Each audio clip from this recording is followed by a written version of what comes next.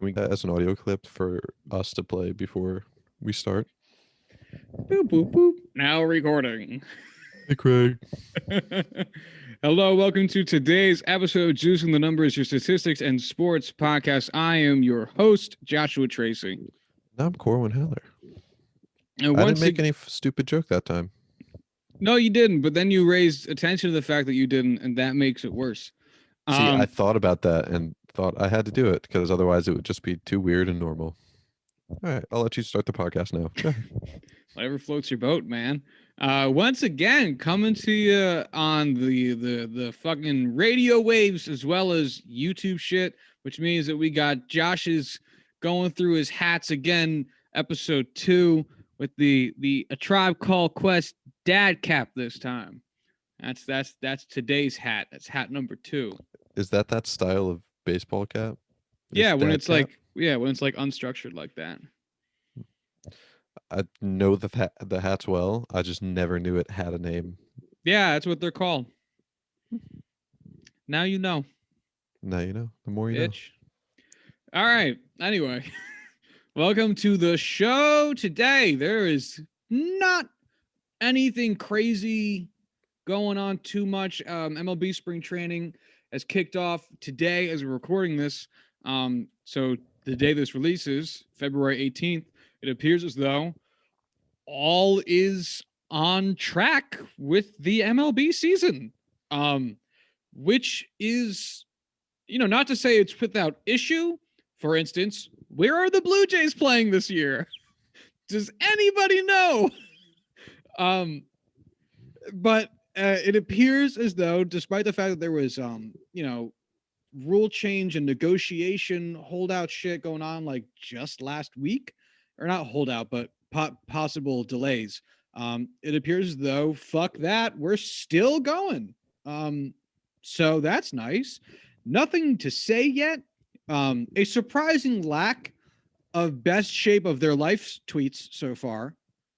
I have noticed that my Twitter feed is not full of pictures of athletes looking very similar to how they looked last year, but saying best shape of their life. So you know how like that we joke that happens every year, and it's like, no, everyone's just in like their normal shape, or they are in great shape. It just doesn't affect anything on the field. Yeah. What if this year everyone's just super fucking fat and nobody's tweeting that out because it's like, no, it's like really noticeable that we're not actually in the best shapes of our lives. Everyone shows up like James Harden. Ugh. Have we like debunked whether or not that was like him actually being really fat or just like a silly angle? No, he was definitely that fat. But the thing, like, man, so that's what makes baseball such an interesting sport, because it was the first sport where the players started making enough during the course of the year that in the off season they could hire trainers. So like Babe Ruth was the first athlete to hire an off-season trainer to show up to spring training in shape, because the way it used to go, and football was like this until like the fucking 80s, is that you got in shape when you showed up to spring training or summer camp or like whatever your sports version of that is. And honestly, that's the thing. Like, I didn't really get everyone shitting on Harden for it, because like if you got to do what you got to do, man. If you got to bury your feelings into food and then figure your shit out when the basketball season starts, figure that shit out when the basketball season starts, man. Like fucking down the Krispy Kremes. you do what you got to do to survive. Figure the rest of that shit out later. I just want to see like some reporter make a comment or somebody tweet at like an athlete and then just have them respond with like, bitch, did you not know what we were doing for the past 8 months? Like, I never left my apartment. This is the first time seeing sunlight in over a year. Like, come on. Of course I got fat. I got money and nowhere to go. Postmates every day. Oh my God. It's honestly, I'm so happy that was not a habit I picked up of just like ordering food and just like, can't go outside. Yeah. I can't fuck with the fees. I know, that's the whole thing. Because like, I don't know about you, but this is so not sports, but I'm the type of person where it's like, if I see an item that costs $25 with free shipping, or an item that costs $20 with $5 of shipping, I will buy the $25 an item with $25 with free shipping, because in my mind, I'm not paying for the shipping, even though I know I'm paying for the shipping. Yep. Ugh. Yeah. But anyway, neither here nor there. Um, so baseball, it's exciting because the season's starting to heat up, which means we're going to be starting to get some actual baseball content instead of MLB Network's top 10 lists, which suck. They're not good. Oh my god, they get worse every year. And anyway, I opened like 3 of them and was like, I'm done. I'll see you in 2022. and it's crazy because it's like with the NFL, maybe you could argue like, well, we need to generate some clicks, so we have some hot takes in there. Baseball, it's like you should be lucky people are clicking on this. Like, put together quality content and then worry about what happens next. But anyway, so there's not too much going on with that right now. We're going to keep tabs on it, see what's happening. Derek Dietrich got an spring training invite to the Yankees spring training, which Yankees fans are curious about, and are now posting a bunch of videos of him pimping home runs, and that's fun. But that's not news. So, yeah, I mean, there's nothing to really say about it. Yeah. NHL doesn't have. Oh, go ahead. I really want to see him go sign with the Rockies, just so that he has like those 3-4 games a year again where he just doesn't wear sleeves, like with the Reds that one time. That's fun. Yeah, but that would require the Rockies paying somebody. No, dude, you could get Derek Dietrich for like 30-40 bucks and a thing of steroids. Easy. Yeah, Nothing. but you see, I think 30 or 40 bucks is more than ownership is willing to pay.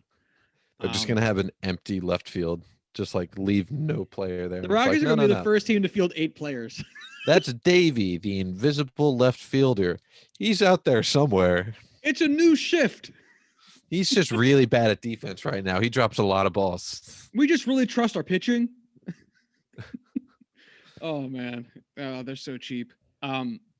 We hate the Rockies now. Yes, we do. Yes, we do. But that's that. So there's not too much going on. NHL, I have nothing creative to say other than the Rangers suck, and I can't wait for us to fire Dan Quinn. The Dallas game got canceled because Texas can't figure out fucking how power grids work.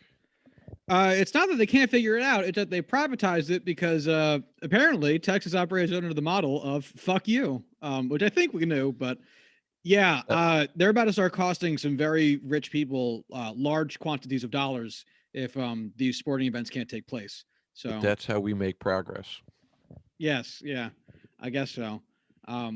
So we'll see what's going on with that. The NHL has also had a lot of games get postponed due to COVID. So who the fuck knows what's happening with the NHL right now? But I have nothing creative to say about it. Shit. I've been watching a lot more hockey this year, and I'm happy about it. I've been watching a lot of the games on my phone, which makes it really tough to really feel like what's I'm getting the nitty gritty of what's going on. But I can say with confidence that Igor Shesterkin's looking mediocre, and Adam Fox might be God. So yeah, I think he is a deity. Yeah, I'm convinced. So I really like that both of our teams have really good young defensemen that are just like popping up and just like, hey, we kick ass, while the rest of our team falls apart. It's so weird. I don't know about the Penguins, but it's so weird for the Rangers to be losing games like 3-1 instead of losing games like 4-3. Like our offense is just gone. After having like good offenses and bad defenses forever, now all of a sudden we have no offense and a mediocre defense, and goaltending is I don't get it. But what? Yeah, no, the Pens can't score to save their fucking lives either. It's like so far and away the lowest percentage of power play like effectiveness in the NHL, and it's just fucking a nightmare. All right. But instead, Hockey. there is some fun stuff happening. Oh, there's a bunch of larger headlines of things going on in the NFL, despite the fact that we are still not yet in the free agency period. It opens up in about a month. There's still a lot of roster movements happening right now and leading to some indicators to what might end up happening once we enter the official free agency period in a little bit. So, one of the first big things that happened that we said we talk about last week and then didn't get the time is JJ Watt getting cut by the Texans. Um, For some reason. Seemingly just because he asked, which I accept as a reason in a different universe. In a universe where Deshaun Watson didn't also ask to get off the team and where the Texans aren't run like a monster organization and they're willing to do what players want, even if it might be at cost for the organization, sure, then it all makes sense. Instead, they're trading their franchise player, sorry, cutting their franchise player instead of trading him to get back fucking anything. Um, I don't get it. I mean, this obviously isn't prime JJ Watt we're talking about because he's older. But he's still a very effective player. I know Um, we talk about PFF being kind of good, kind of really awful, depending on, what day it is. But he was rated as a 92.1 like interior defensive lineman last year. So like when he wasn't rushing on the edge, when he moved inside, 92.1 is like all pro level play. And, he's gotten slower with age, obviously, it happens to every player, but he's maintained that power, he's maintained the technique, and he's playing like a all pro defensive tackle now, or 3-4 defensive end. So he's still as good as ever. Maybe not 21 sacks good, but he's still a premier pass rusher. And I fucking would love if the Steelers could sign all three Watts. This is the worst possible year for this, opportunity to come about. So it probably won't happen unless he just decides to be like, hey, I have enough money, or we're all going to just pool our contracts and I'll take the minimum, because otherwise it's not getting done. yeah, Texas is having a real problem with wattage this past week or so. Um, How fucking long have you been sitting on that joke? like 2 minutes. I fucking hate you. So Yeah, that was bad, but oh well. I was contractually obligated. Um, I guess he's ring chasing, so he'll probably go to the Rams for like $50 million a year, and we'll all be like, how can the Rams afford this? And then the Rams will be like, we don't know either. But no somebody one's tell us that we're checking. not breaking the law right now, please. Someone. Oh man. Yeah, the Rams should get audited by the IRS. We need to figure out what's going on in there.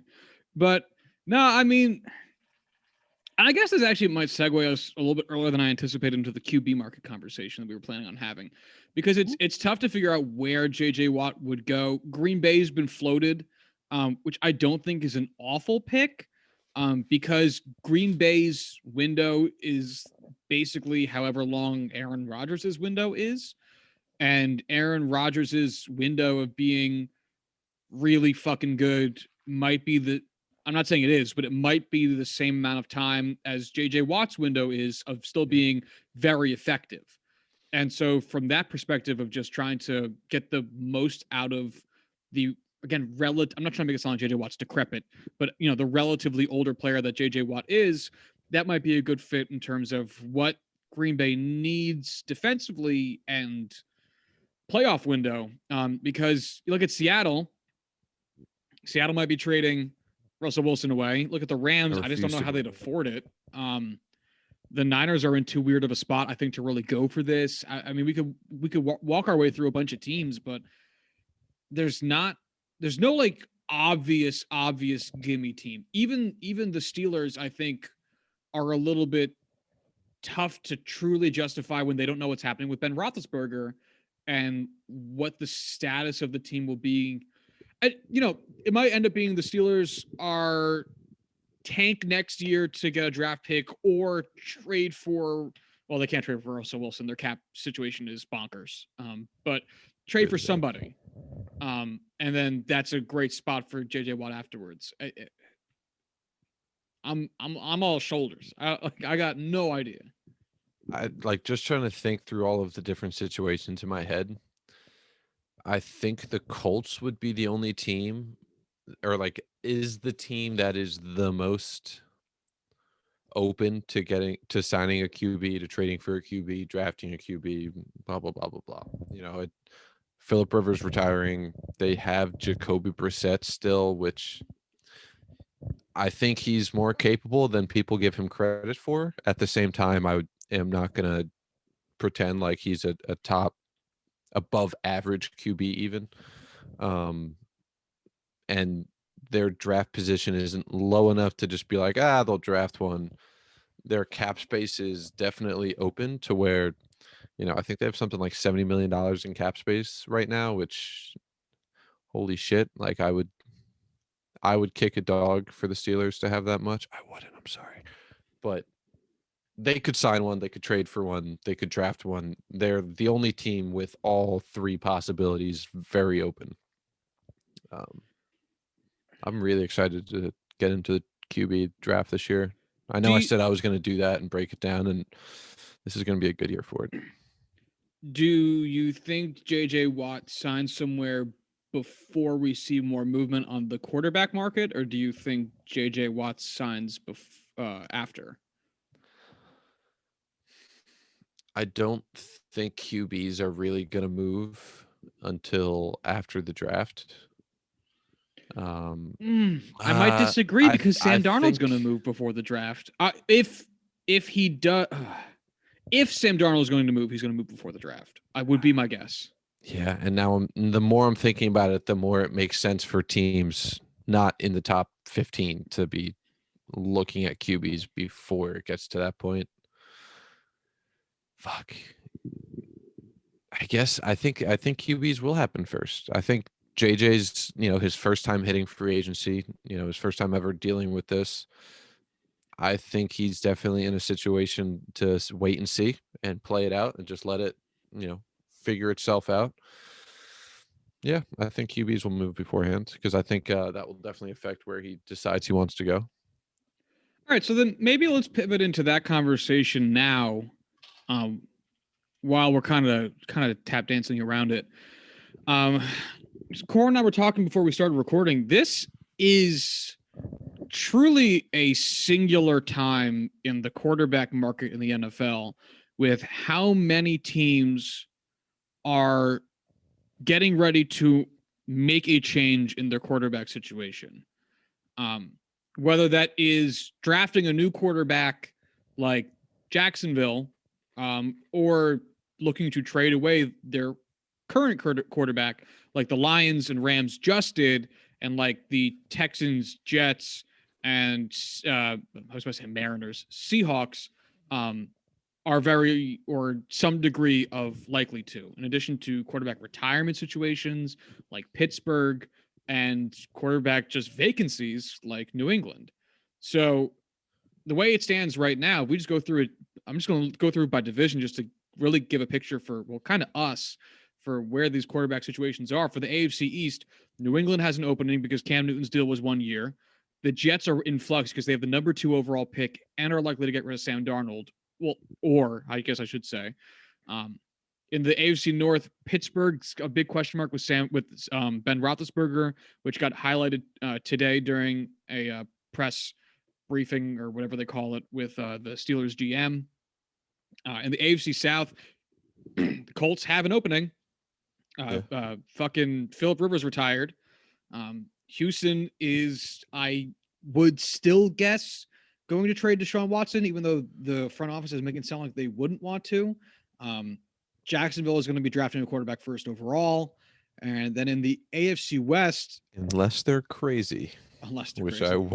I won't say is not an option. Actually, the AFC West might be the only, I guess Derek Carr could be a trade piece for the Raiders, but outside of that, I would guess everyone's pretty stationary in the West. I don't think Denver would be making any moves just because I don't think they know where they are, and I don't think this is a good time for them to make a splash like that.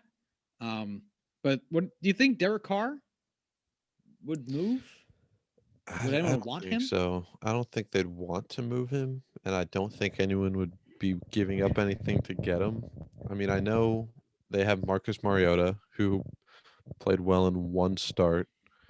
Um, I can't really imagine them not starting Derek Carr unless they were to have a QB fall into their laps, and it's like, well, it's stupid not to take him. Right.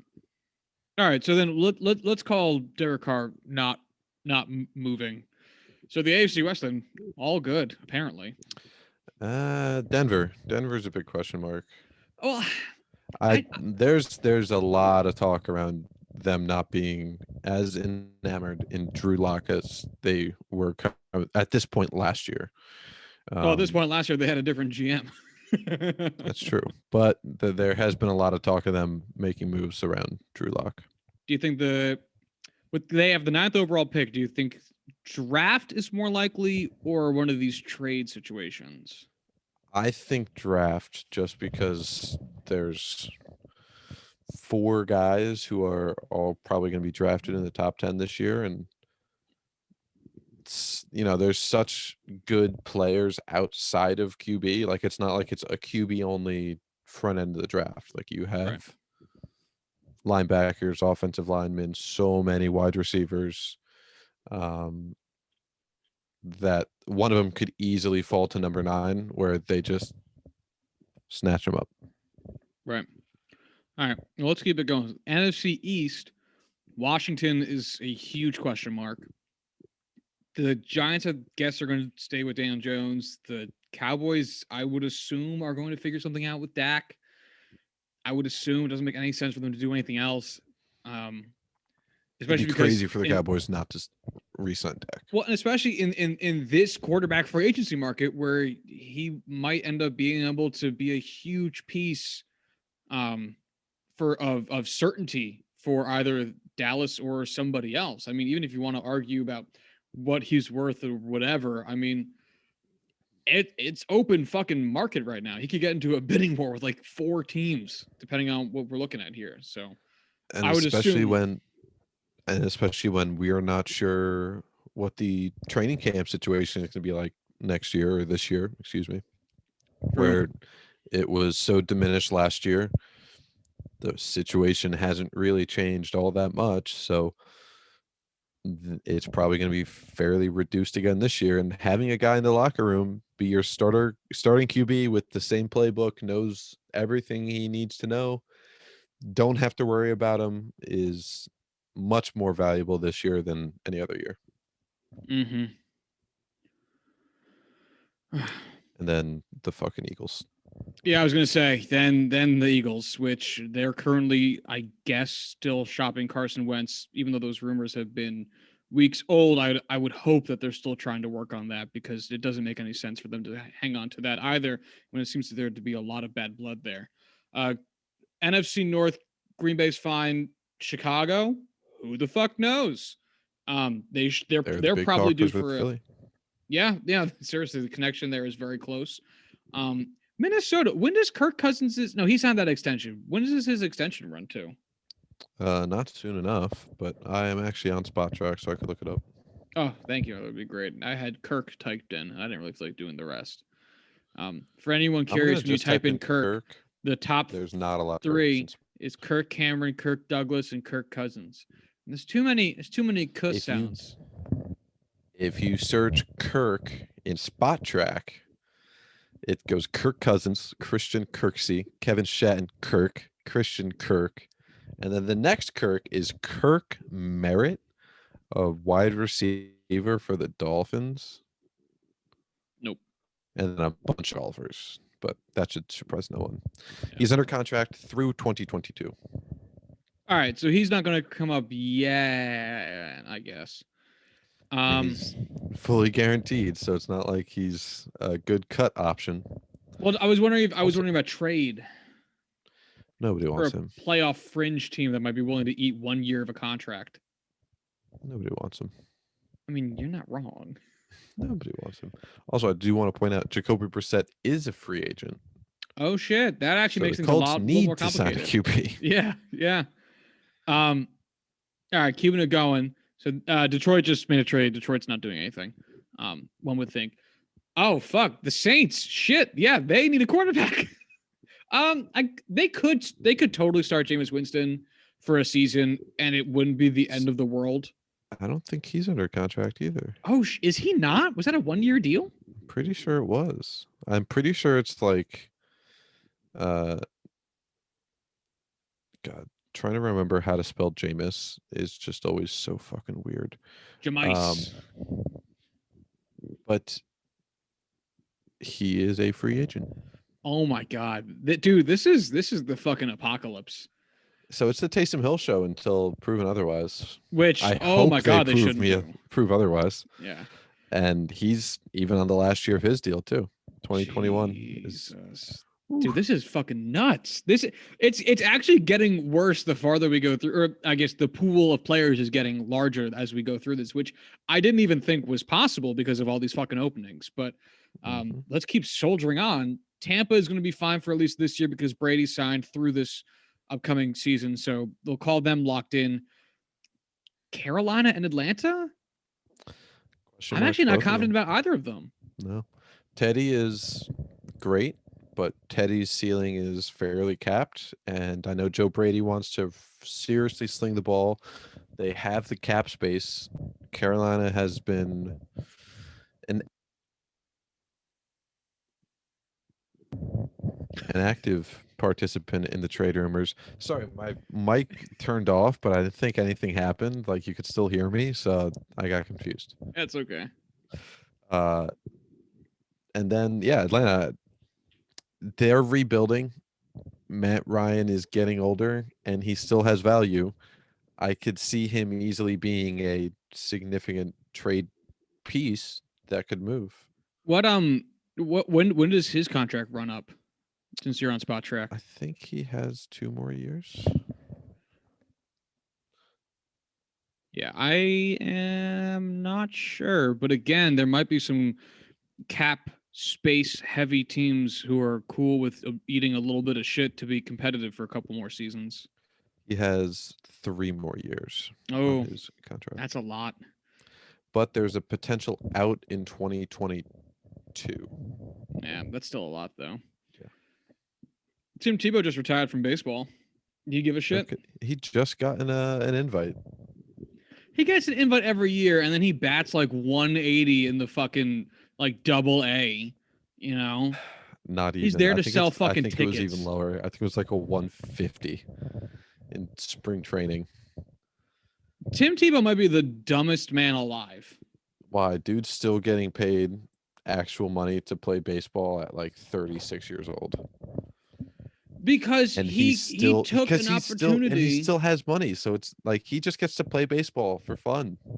I mean, I guess you're right. But like the dude got told like, hey, if you're willing to just change positions, you can hang in the NFL. He was like, no, I'm a quarterback. When it's like, man, I don't think those were serious. Wait, he's only 33? Yeah. Oh, man. I've been hearing far too much about him. I thought he was 36. I thought so too, but he got drafted in 2010. Ugh. So last year with AAA Syracuse in 77 games. I'm sorry, 2019. Jeez. Well, shortened season, they didn't do minor league shit. That actually makes sense. 2019, Tebow batted with Syracuse AAA, 163, 240, 255. Good for an OPS of 495. Oh boy. Oh boy. He had 39 hits, 10 doubles, no triples, 4 home runs, 19 RBIs, 2 stolen bases, and 2 caught stealings, 20 walks, and 98 strikeouts. Oh okay. Boy. Oh, Timmy, you ain't praying hard enough. We need to transition over to just talking about Tim Tebow's draft class. Not today. That's a different day. No, Josh, it is so deep. Just for a little bit. We don't need to spend the rest of the podcast. All right.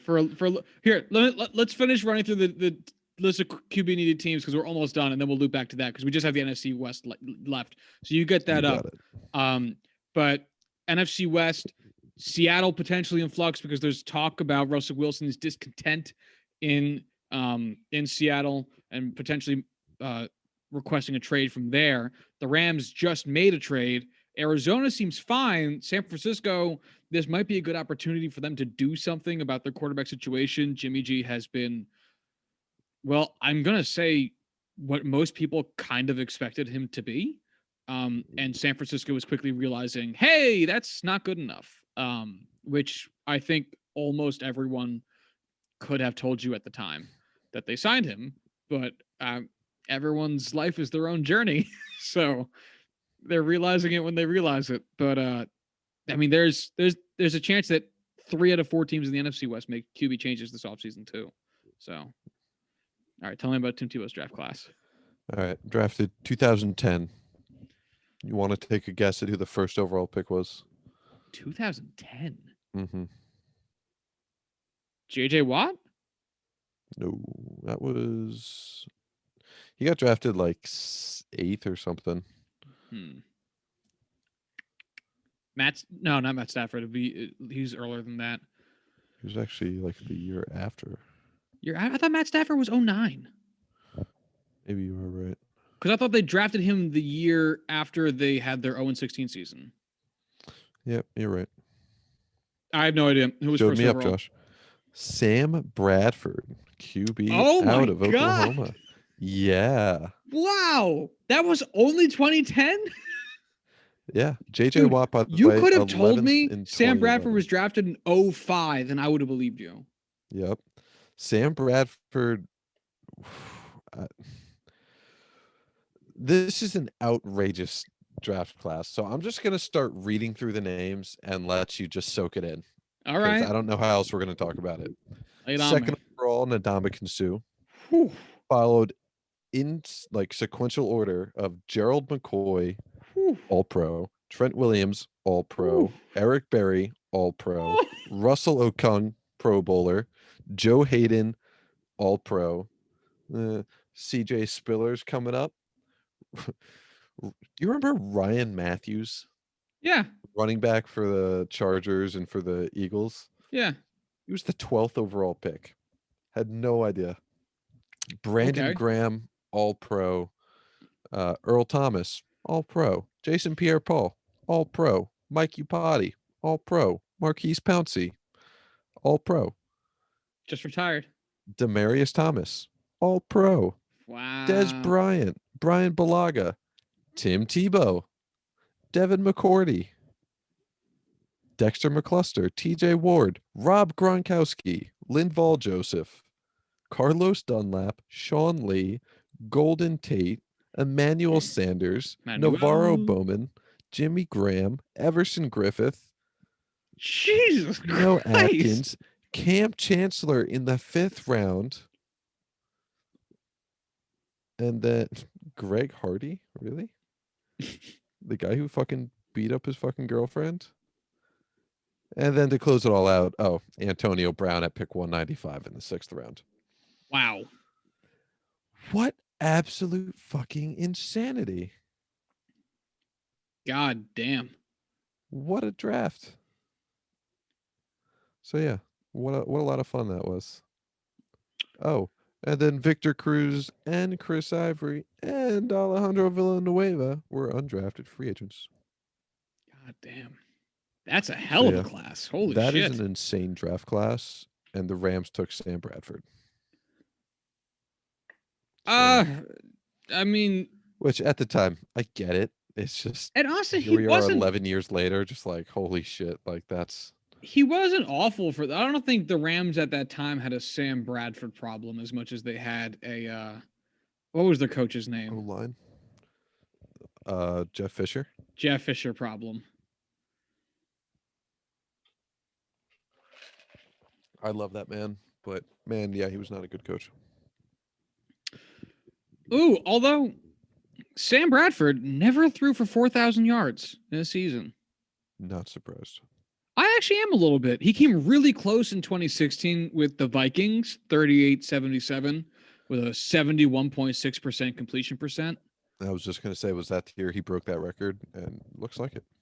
Well, no, it's 2017. He had a 74.4%. Oh, but he only played in 2 games. Never mind. Okay, then yeah, that must be the year.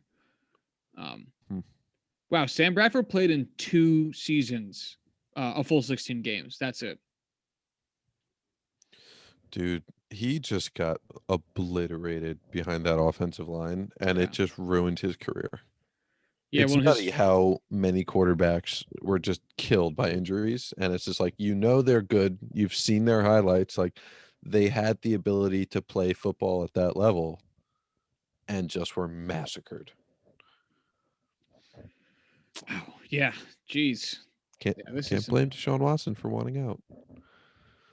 No, and I also have to admit I don't have too much sympathy for Sam Bradford since he was the last first overall pick to get it before they instituted the pay scale, and so And boy, did he make the whew, most of it. my man got paid. Dude, like, has made more money in his career than, like, Kirk Cousins and, like, shit like that. Like, players who are, like, highly touted at one point just, like, raked it in. Yeah. Anyway, so back to the present day, the 2021 quarterback market. I mean, I didn't keep account of how many teams we mentioned that have quarterback question, like real actual might make a move quarterback questions, not just speculative. Hey, let's write a piece to see what we're talking about this week. Kind of thing. Like actually might do something this offseason quarterback question, but it's seriously like almost half the fucking league. And so it It's raises the question of like, how are we going to value quarterbacks in this offseason? Will they get like will the surplus of teams that need a quarterback cause a run up in contract value as they bid against each other? Or will the number of quarterbacks on the market dilute the I guess supply or increase the supply and dilute the amount of earnings that quarterbacks can get since there's so many other options? I think the value of the top end guys, so, like, Dak Prescott, Trevor Lawrence, like, the draft picks to trade up and grab, a Right. Trevor Lawrence, a Zach Wilson, a Justin Fields, like, those top guys, it's gonna be a lot to get them. It's gonna be a lot to sign the top end free agents, which is Dak Prescott and I guess Deshaun Watson. You can consider him an option. And then everything else is gonna be fairly diminished because of how saturated the rest of the market is. Like, the value of getting a top tier guy is super high, but everyone else is just kinda such a step below that, and there's so many of them that it's just gonna draw their price right back down. So, yeah. Yeah, I would lean towards the side of overpays because like you also got to think if um Matt Stafford and Jared Goff got traded for the value each of them got traded for, um, there's a solid chance that might be and end up being on the lower end of things that happen. For one thing, because of the supply and demand thing, but also the fact that we might see Deshaun Watson and Russell Wilson end up being on the move, and those might involve draft picks that could be used for other. Like if the Jets trade for Deshaun Watson, that probably means that the Texans are drafting a quarterback at 2.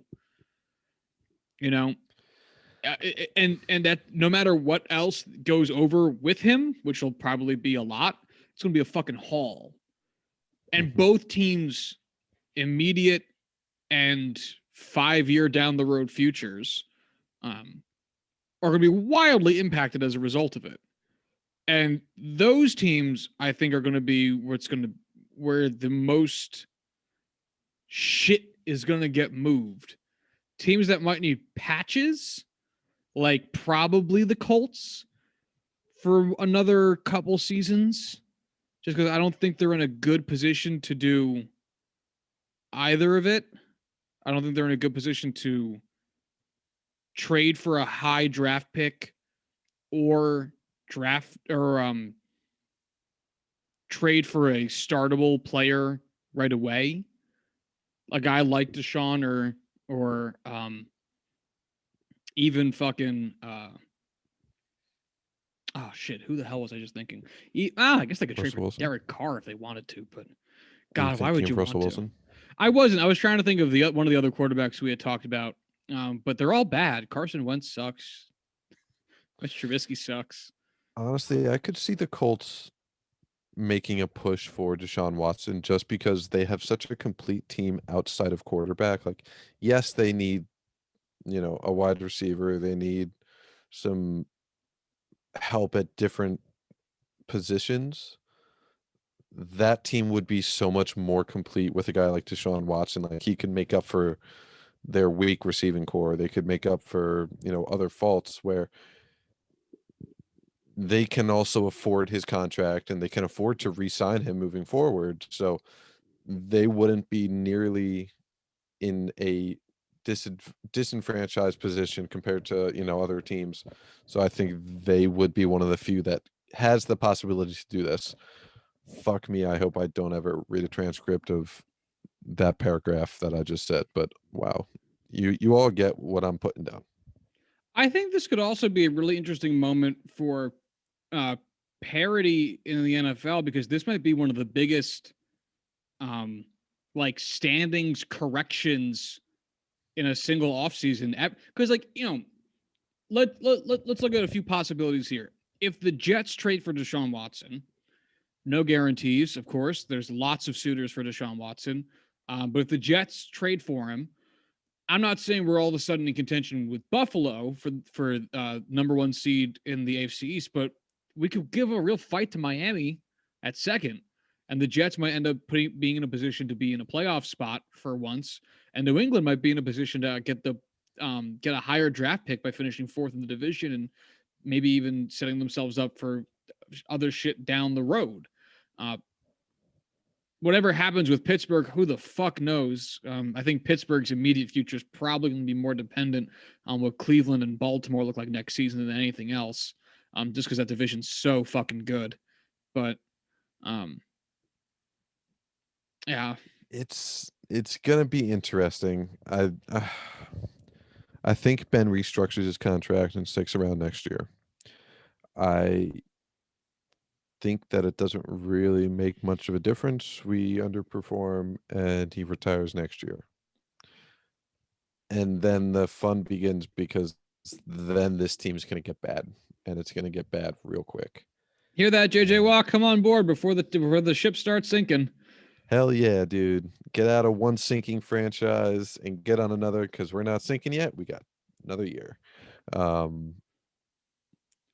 So yes, it's going to get let me ugly ask you a if Ben does hypothetical not get healthy. because I'm looking at it and I'm curious. Which team do you think is better next year? Dallas with a full season of Dak Prescott or Washington with a competent starter for a whole season? Pick whatever guy you feel like. Doesn't have to be like one of the top end dudes on the market. Tough. So like any quarterback, not Dak Prescott or Deshaun Watson. Yeah, or Russ. Let's take all three of them off the table. Anyone else? Fuck. That doesn't leave a whole ton. I'd have to say Dallas just because the level difference between Dak Prescott and any available free agent quarterback right now is a lot. And while Washington's defense is legit, uh, Dallas's receiving core, having Dak Prescott back, having, real coaches, hopefully. It's yeah. Oh my God. Yeah, like Jacoby Brissett is number 2 behind Dak Prescott, Mitch Trubisky, Ryan Fitzpatrick, Andy Dalton. Cam Newton, maybe, but no, it wouldn't be a fair argument or fair competition. Yeah, I'm trying to see what teams might end up making the biggest swings. The Jets could make a big swing up. The Steelers could end up making a big swing down. Houston, I was going to say something, but no, you are spot on. It has to be down. I mean, yeah, they're 12. They went 12-4. They like there's not much room to go up. Houston, I can't imagine going much higher or much lower. So Houston probably stays still. Jacksonville can make a big swing up, but big swing being still quite under 500, but just more than one win. Right, Um, like if they won 6 games next year, I'd be like, okay, that makes sense. You know, if they had a good draft outside of Trevor Lawrence, I could see it. Even 5 wins Five would be win a fucking difference is win. huge, though. Yeah. Like that's a big difference. Um, Um, I don't think anybody in the AFC West is primed for a big swing. Anybody in the NFC East finishing over 500 would be a relatively large swing, but I don't think it's going to be too dependent on the quarterback market, as we kind of just talked about. No one in the NFC North, I think, is primed to make a large change. Yeah, everyone's kind of middling there. In the NFC South, I think the Bengals could if. you mean the AFC North? Oh, sorry, you said NFC. Never mind. Go ahead. Well, I mean, the Bengals totally could with a full season of Joey Burrow and worse competition if the Steelers fumble and the other Right. 4 seeds in the AFC stay bad. If the Jets stay bad, Jacksonville's still bad, etc. But So looking at the other end of things, the Saints could easily have a terrible year next year. that's what I was about to say. They could so readily fall down, and then maybe Hmm. Carolina, depending on what they do, could have a really big upswing. Again, just kind of depending on what their quarterback situation is and how the rest of that division shakes out. Because if they can pick up 2 wins against the Saints, I mean, all of a sudden, they might be doing something. Yeah, I mean, Panthers with a good QB, Chicago with a good QB. Those are both teams that could make a big jump up. I think the Cardinals could if their defense starts to click and Kyler keeps developing. I mean, granted, they went 8-8, so their jump up wouldn't be huge. It still would be, something. The Chargers, I think, are in a really good position to make a big jump up just because they should have had 11, 12 wins.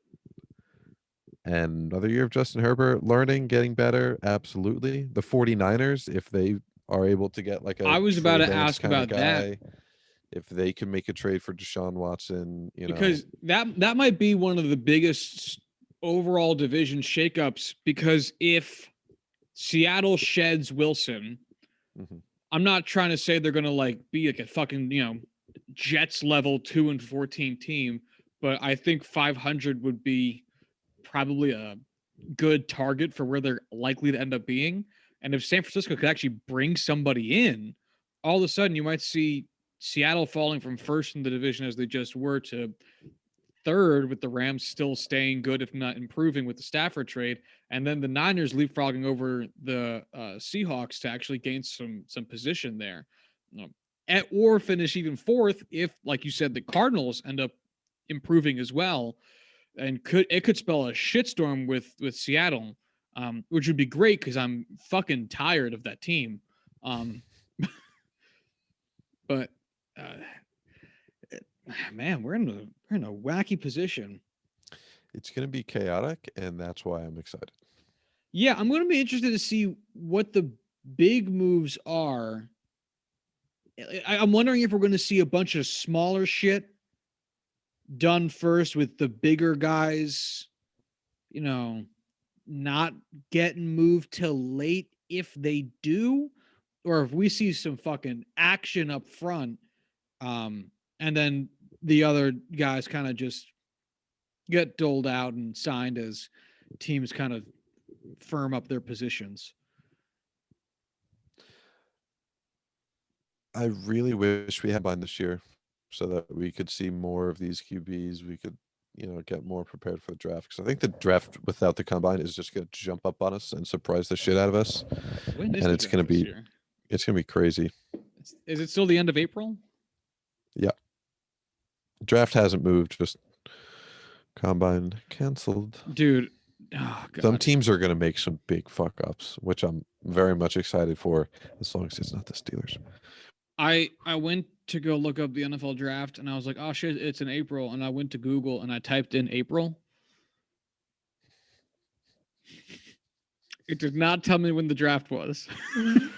Oh man, that's just Yeah. kind of where we are right now. That's the danger of trying to Google while you're talking because you're trying to fill the time, uh, so there's no gaps, but you're also trying to type, and it's a Oh dangerous thing yeah, to do. But like the draft is all the Thursday, April times I'm 29th. mid sentence, we're just Sorry. keep doing it. Um, all these times I've just like been in the middle of a sentence and just kind of like drop dead. It's usually me trying to lurk something up and Google something and then getting confused and then just everything comes crashing to a halt. And so that's what we expect from you. Yeah, Circuitry overload. I'm running Windows 98 over here. Fucking DOS. Uh, No thanks. um, yeah. So Corwin and I, we want to do more of a, maybe have some fun with this and do some connect the dots bullshit with where we think quarterbacks and draft picks for quarterbacks are likely to go in a different episode, probably before the draft, because that would make sense. So maybe in a couple weeks. But we figured it'd be an interesting conversation, just kind of see where the market's at, because again, usually in a different year, we would spend like last offseason, we spent plenty of time talking about where's Cam Newton going to go, because he was one of the few quarterbacks that was actually on the market in free agency. And it was a good question. Where's Cam Newton going to go? Now that question exists for like 14 quarterbacks and like 6 draft picks for quarterbacks. And it's like, fuck. I feel like last year every conversation was about Cam Newton, and even though that's 14 times as many guys this year, there's so many of them. It's just like, where's anyone gonna go? Like, It's overwhelming. yeah, it's completely overloaded to where it's just like, I don't know, I don't know. It's just like uh choose your adventure book that's 800 pages long because it's like, well, if this thing goes this way, that goes there, and this like the butterfly effect here is just going to be crazy. Which is why I think you're right, and I think we'll probably see a decent amount of stuff happen pre-draft, because I can't imagine teams are going, because it would really suck. Like, imagine if the Jets couldn't get, and I'm just using this as an example because I'm a Jets fan. It's easy. Imagine if the Jets couldn't get a trade together for Deshaun Watson pre-draft and spend their draft doing, I don't know, something else. And then the Texans call up and like, oh wait, you know what? We couldn't work things out with Deshaun. He really does want out, and he's talking about holding out. Can we still move him? Well, now the Jets have less draft capital because a draft just happened and they used their picks, and they just spent those draft picks on guys that might not be directly tied to the direction of the team in a Deshaun Watson led organization, and everything is worse. You'd still trade for him if you could, but you're not in as optimal position as you would be if you had traded for him pre-draft. So I think you're probably right, which means that fuck the next 2 months, whoo boy, Oh, yeah, things are going to get weird. things are about to get wet and wild over here. Um, Mm. but yeah, I'm going to not assume anything. Oh That's yeah. it's my plan. Unless Bob Nightingale tweets it, it's not real. The Trevor only Bauer news to I the refuse to Mets. believe is that the Seahawks would be willing to trade Russell Wilson. There's no way. It might make sense. It depends on how they view the rest of their roster and how capable they feel in maintaining a competitive roster while paying Russell Wilson. Because I'm not saying this is right at all, because I'm not a GM and football has complicated rosters. But if you're the GM of the Seahawks Not wrong. and you think I can either be successful on the back of Russell Wilson for another, I don't know, pick a number of years, 3 years, um, before I need more than just Russell Wilson. Right now, they're surviving on basically just Russell Wilson. Um, or I can be And bad DK. for like a year or two, save money, build in the free agency and supporting positions, try to draft a guy or use free agency in a year or two to try to build something that'll last me instead of the next 3 years, the next 6 years. Maybe that sounds like that's far more speculative than just keeping Russell Wilson, which is why Corwin's definitely more right that it would make less sense for them to trade him. But I see a rationale as to why they would. We'll just never know that until it happens. Right. Like I could totally see them using that as their excuse to save that money. But the idea of getting rid of Russell Wilson and just hoping you luck into a late round or mid round QB that turns into Russell Wilson again, it's like betting on, it's like selling your house and planning to win the lottery later on so you could get a house just as good and not have to work in between.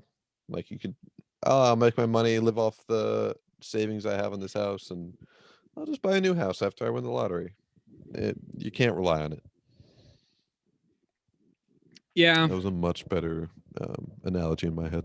No, it made sense. And it's also, well, I think part of the other part of the other part of it, it's a stupid sentence, but I think the other part of it is the question of, will the NFL have as much, be as captive to the wants of the players as the NBA is when it comes to demanding trades?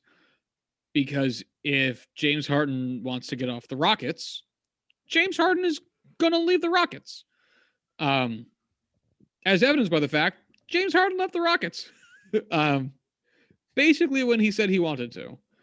And now, granted, it's also, I'm not going to say easier to get like an all-star player in the NBA, but it's easier for an all-star player to have a very significant impact.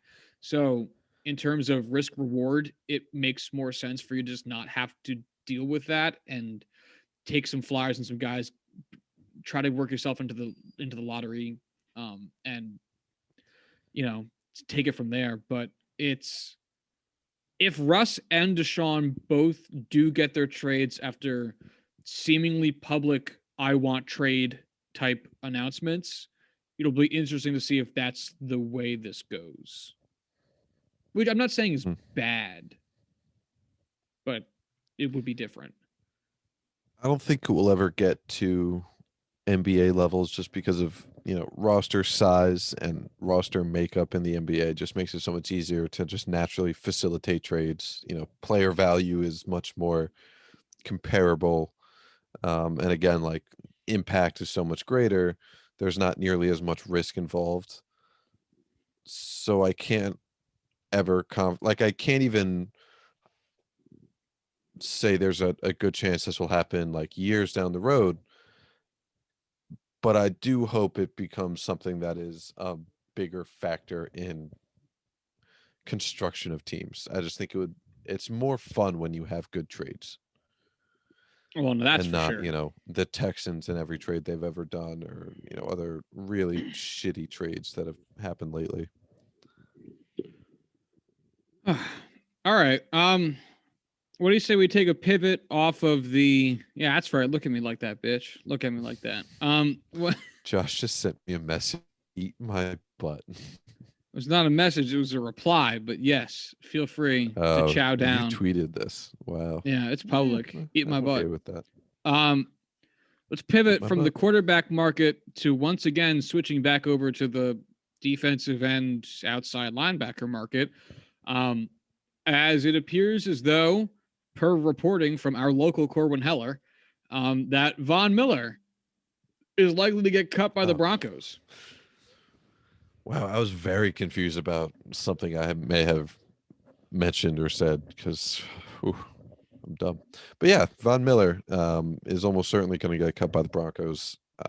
He makes a lot of money and is old coming off an injury and playing for a team that is not likely to contend for several years, and with the cap crunch that's going to be affecting 90% of the league next year, it's just a natural assumption that he would get cut.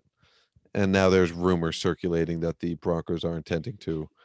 Um, and it brings us to a really weird situation where, JJ Watt and Von Miller are about to be free agents. Von Miller is perpetually underrated, but now there's the added layer of him being, or at least coming back from an injury. So it will add to, in my mind, how underrated he is viewed, because there's that added risk to it, and his price is going to drop because of it. Um, I could see him being a very good bargain short term for a team. It will be interesting to say the least. Obviously the rumors are going to start with the Colts. The rumors are going to start with the Packers. The rumors are going to start with, all teams with large cap space and, trying to make an impact. So I can't add any other, definitive information or, rumors that it'll be fun to talk about, but it is definitely a big name. I think Von Miller, J.J. Watt, and Richard Sherman are all going to go to the Jets and form the 2014 All-Pro defense.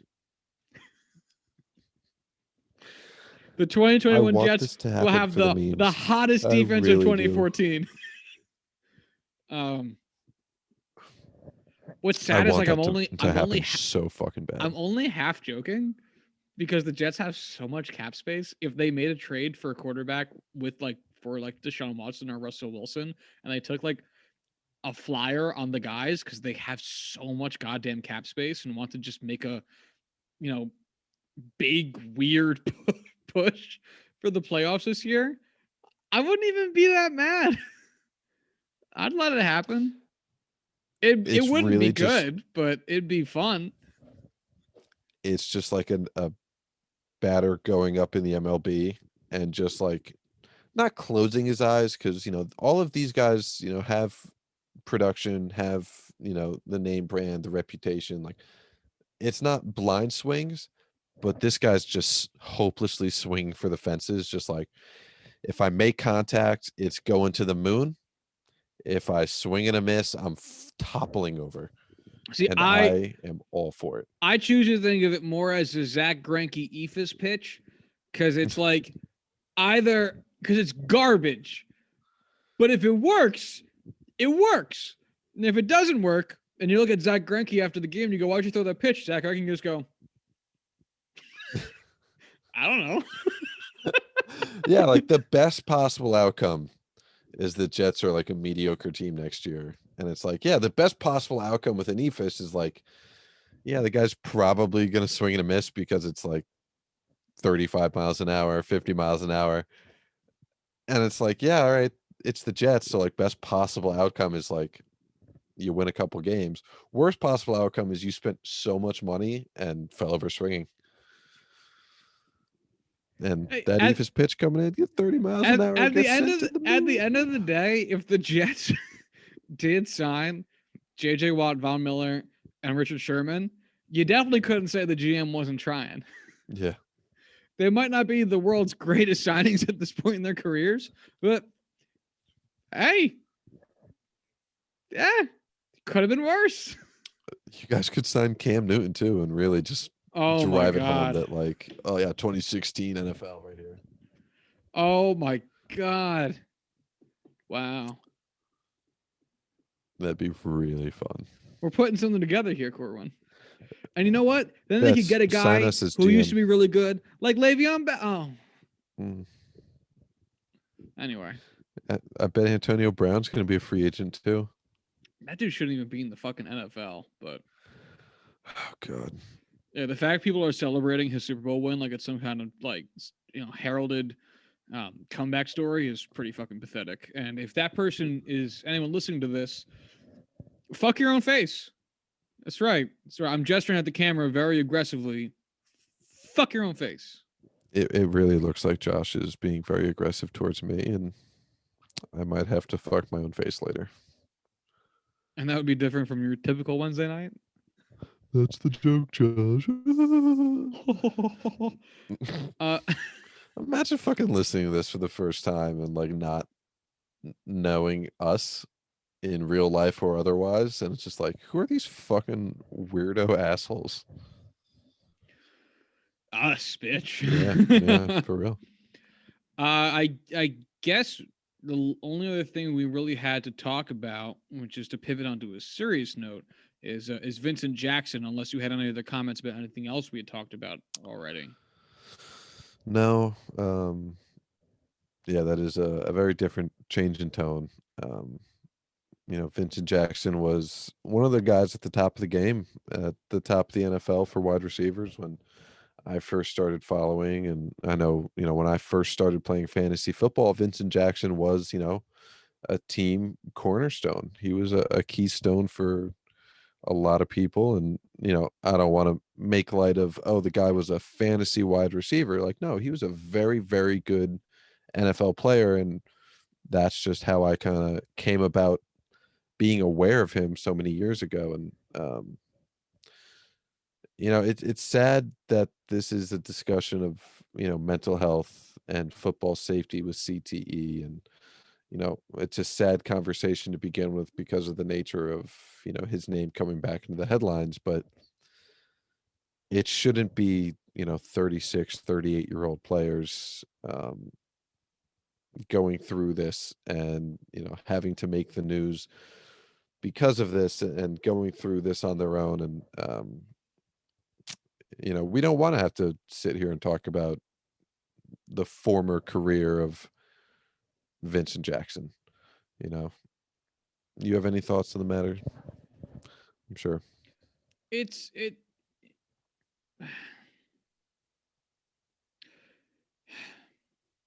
First off, it's a good opportunity to remember the man's career.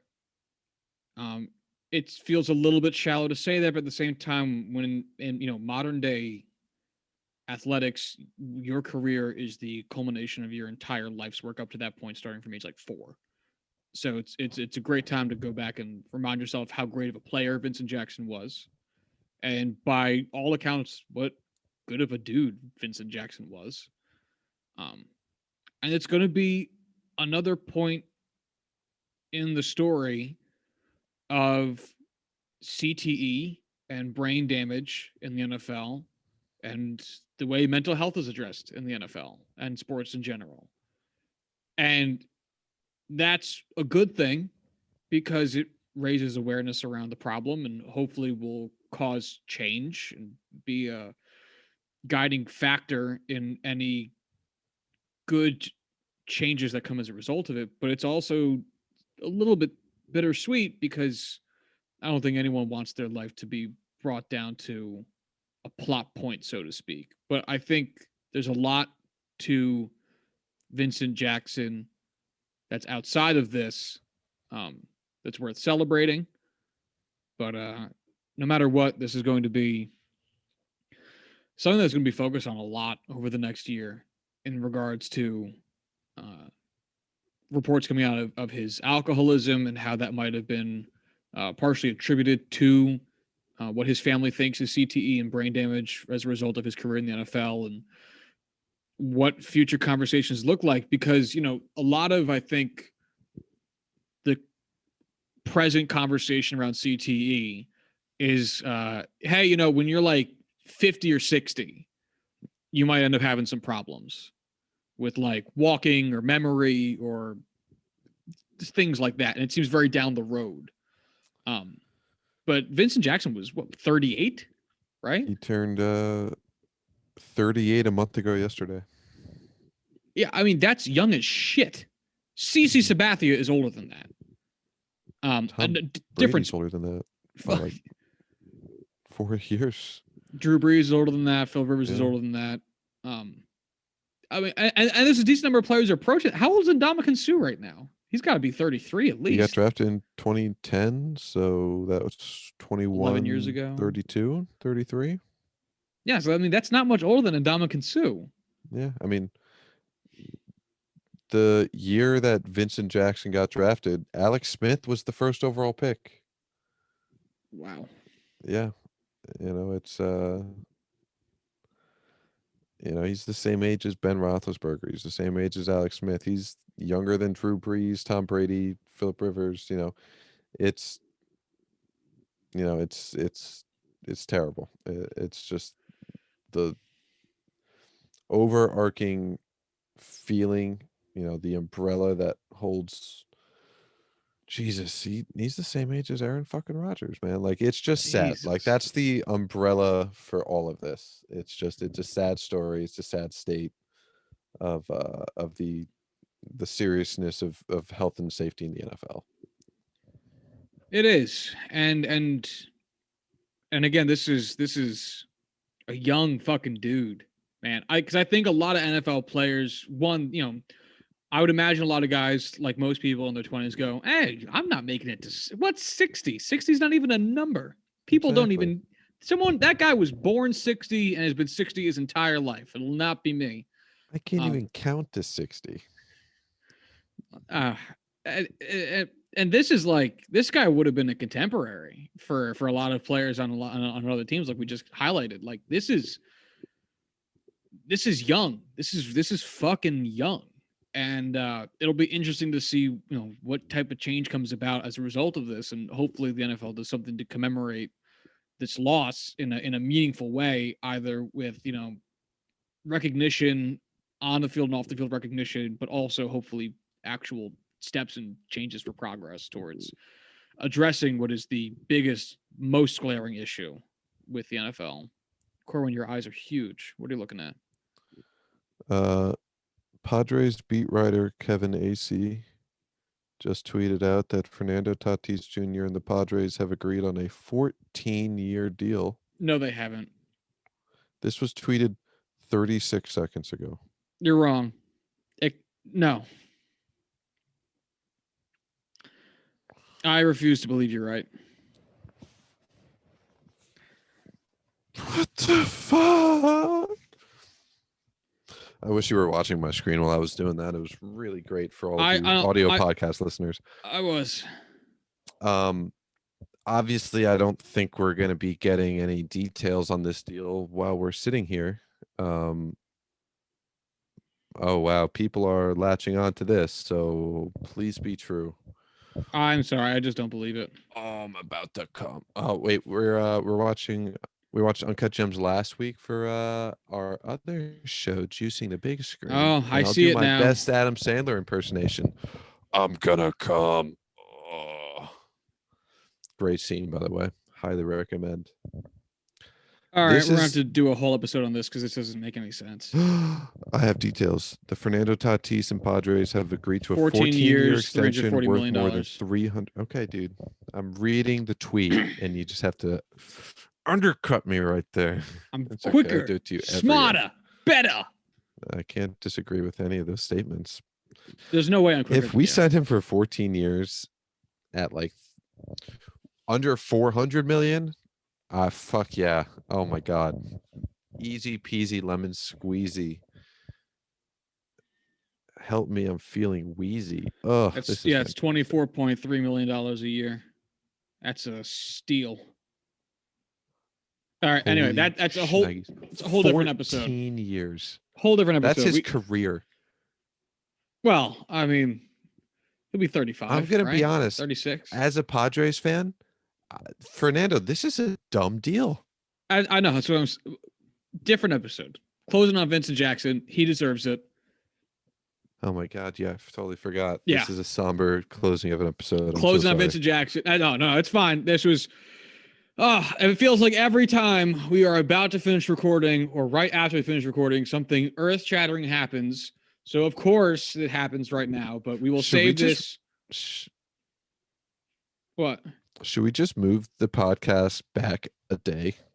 No. Well, and just assume that all of the news comes out on Wednesdays and Sundays. No, well, we're good. We're good. It's all fucking groovy as shit.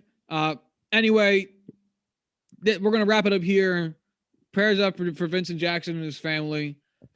This is a terrible thing for them to be going through, especially in such a public way, and it's going to be a continuous drip of information about this, which will keep the story in headlines for like months. So prayers up to them. Um, but looking forward, we have we'll apparently be talking about this Fernando Tatis Jr. contract on Monday's episode. We'll also be joined by 3-time Emmy Award-winning filmmaker, editor, director, producer Randy Wilkins. So keep an eye out for that. Huge Yankees fan, contributor to Views from 314. We're really excited to have him come on, talk about how to market baseball a little bit better. They're terrible at it, and this Fernando Tatis Jr. contract thing might actually be a swimming way to loop both those things in together. Corwin, did you raise your hand? I did. Yeah, I had a question. I was asking because I got confused as we were going through his baseball and film accolades, which podcast we were interviewing him on. Yeah. We should have him on both. That'd be fun. Have him on to We talk should about just Do the Right release the Thing. same episode for both. That'd be cool. Yeah. A little bonus content. But yeah, so definitely check that out, man. It'll be a lot of fun. We're really looking forward to it. And I think that's the show for today. So if you want to follow us on Twitter, you can do so at JuicingPod. If you want to hit us up via email, you can do so at juicingthenumbers at gmail.com. And until Monday, y'all have a good one. Bye.